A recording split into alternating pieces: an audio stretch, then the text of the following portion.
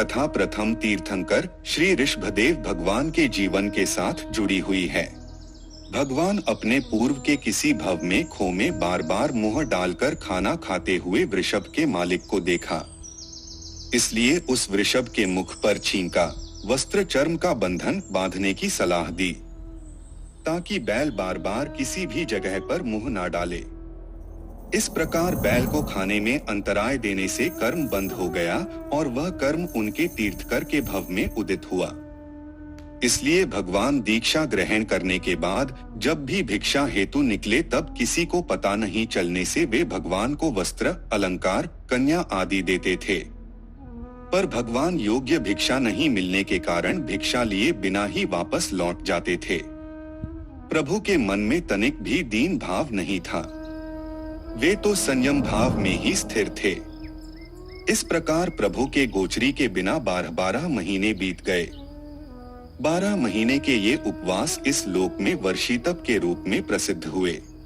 आदिश्वर भगवान इस प्रकार विचरण करते हुए हस्तिनापुर पधारे। उस समय वहां राजकुमार श्री श्रेयांस कुमार थे।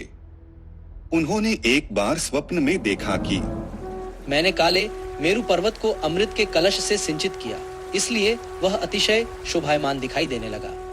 श्री सुबुद्धि नामक नगर सेठ ने भी स्वप्न देखा कि सूरज के मंडल में से 1000 किरणें निकल गई और श्री श्रेयांस कुमार ने पुनः वहां स्थापित किया, इसलिए सूर्यमंडल अतिशय शोभायमान होने लगा। राजा ने भी स्वप्न देखा कि शत्रु के सैन्य बल के साथ युद्ध करते हुए एक महापुरुष श्री श्रेयांस कुमार की सहायता से विजयी हुए। दूसरे दिन राजसभा में राजा, युवराज और नगर सेठ की बैठक हुई। तीनों ने अपने द्वारा देखे गए सपनों के बारे में बात की। यह सुनकर राजा ने कहा कि आज अवश्य श्री श्रेयांस कुमार को कोई बड़ा लाभ होना चाहिए।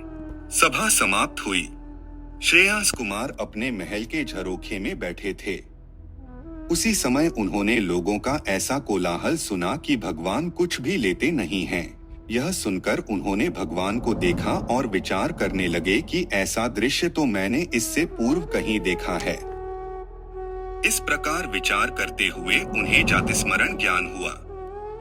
ज्ञान से उन्होंने जाना कि मैं पूर्व भव में भगवान का सारथी था। भगवान ने जब दीक्षा ली तब उनके साथ मैंने भी दीक्षा ली थी।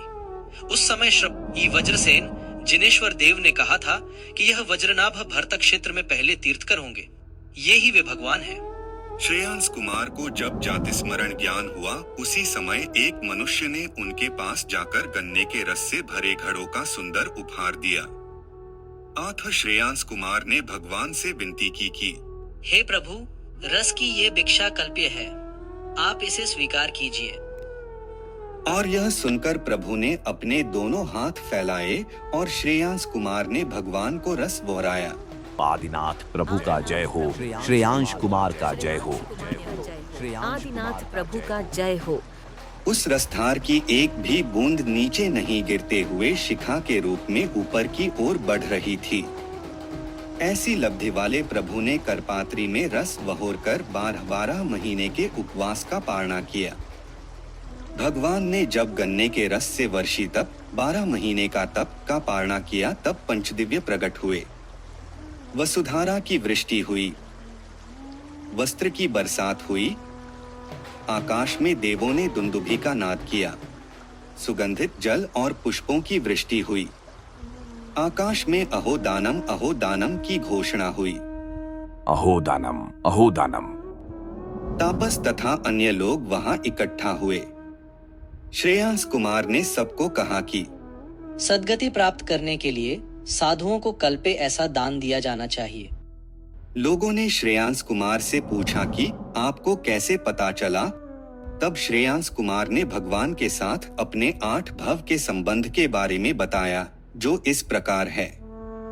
जब भगवान ईशान देवलोक में ललितांग कुमार देव थे, तब मैं उनकी निर्नामिका नामक स्वयं प्रभा देव ई था। पूर्व विदेह में पुष्प कलावती विजय में लोहारगल नगर में भगवान वज्रजंग थे, तब मैं उनकी श्रीमती स्त्री था। उत्तर कुरु में भगवान युगलिक थे, मैं युगलिनी था। सौधर्म देवलोक में हम दो मित्र धप एव थे। अपर विदेह में भगवान वैद्य पुत्र थे। मैं जीर्ण सेठ का पुत्र केशव था, जो उनका मित्र था। 12वें अच्युत देवलोक में हम दोनों देव थे। पुंडरिकिणी नगर में भगवान श्री वज्रनाभ चक्रवर्ती थे, मैं उनका सारथी था। सर्वार्थ विमान में हम दोनों देव थे। और इस 9वें भव में मैं भगवान का प्रपौत्र हूं, यानी श्री बाहुबली के पुत्र सोमप्रभ का मैं पुत्र हूं। इस प्रकार श्रेयांस कुमार और ऋषभदेव भगवान के बीच 8 भव का संबंध सुनकर लोगों ने स्तुति की कि हमें श्री आदिनाथ भगवान जैसा पात्र, गन्ने के रस जैसा निर्दोष द्रव्य और श्री श्रेयांस कुमार जैसा भाव मांगने से मिलता हो तो हमें प्राप्त हो। दान के प्रभाव से श्री श्रेयांस कुमार का आंगन धन से भर गया। 12.5 करोड़ सोनयों की वृष्टि हुई। जगत में श्री श्रेयांस कुमार की यशोवृद्धि हुई और उन्हें निरुपम सुख की प्राप्ति हुई। भगवान ने गुजराती फाल्गुन वदी अष्टमी के दिन दीक्षा अंगीकार की थी, इसलिए उस दिन से वर्षी तप का प्रारंभ होता है और संभाव से तप करके वैशाख सुदी तृतीया के रोज पारणा किया। हमारे पास अखंड 12 महीने तक तप करने की शक्ति नहीं है, इसलिए उनके स्मरण रूप में एकांतर उपवास आदि से वर्षी तप करने की प्रणालिका जारी है। विधिवत आराधना करके अक्षय सुख, मोक्ष सुख की प्राप्ति के लिए अक्षय तृतीया पर्व की आराधना करनी चाहिए।